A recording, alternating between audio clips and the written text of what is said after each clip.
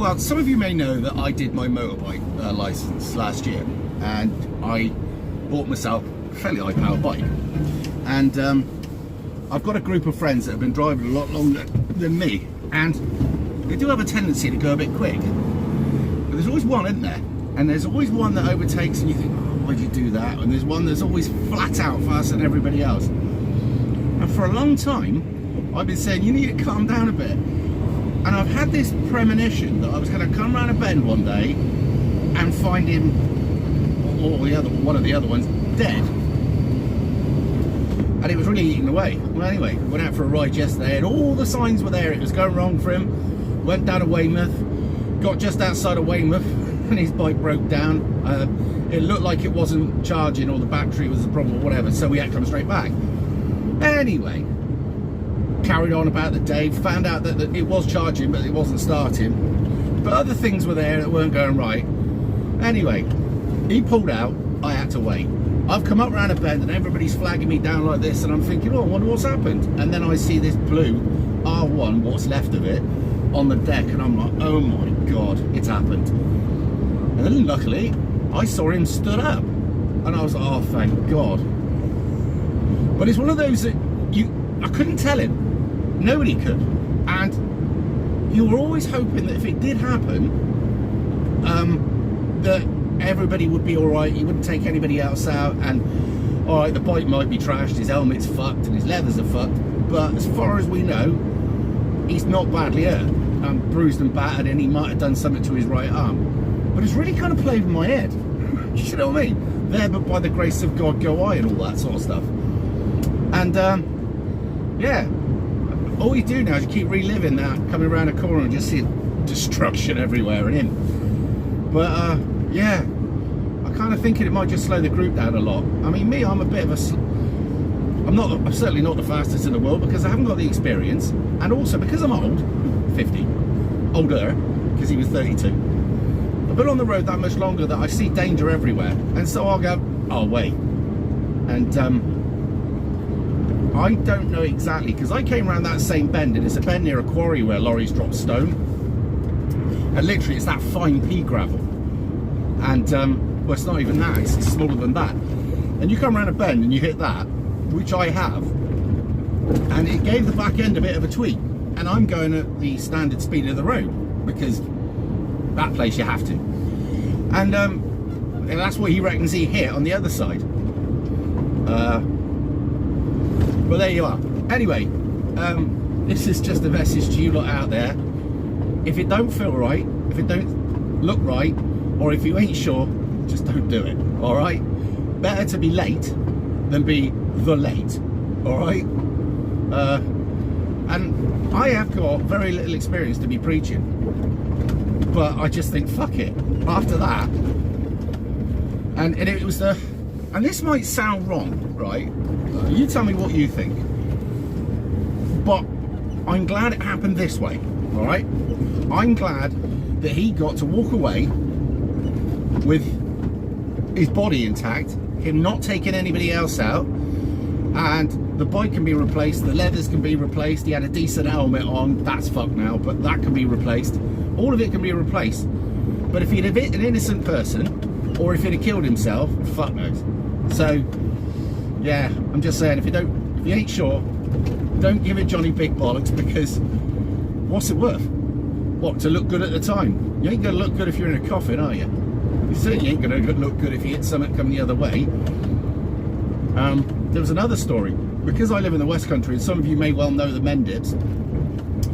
There was this one guy, and the pack had gone on, and he was trying to catch him up. And they reckon he was doing about 120, possibly, when he hit a car coming the other way at 160. And the forks were found in the centre console of the car. Now the woman, I don't know how, but luckily she wasn't badly injured. But they had to go around all the fields and start picking him up, all the different bits. So, and that's just because he was trying to keep up with the lads.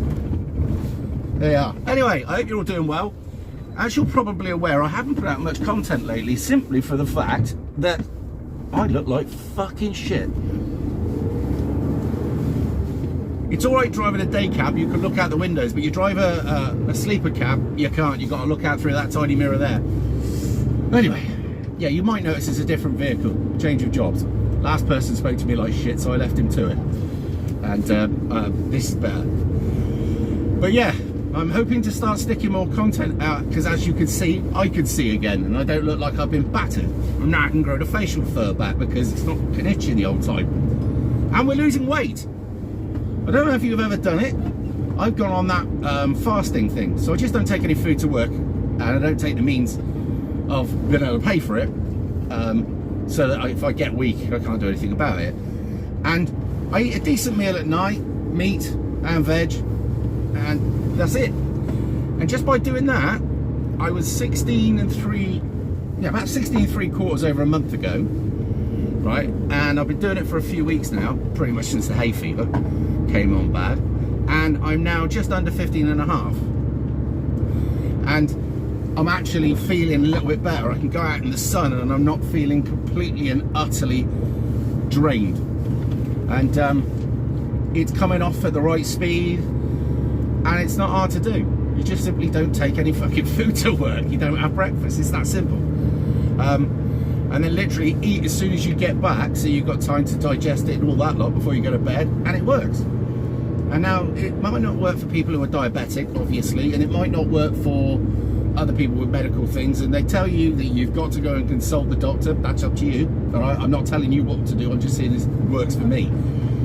And it doesn't feel like a diet, because when you get home, also your stomach shrunk.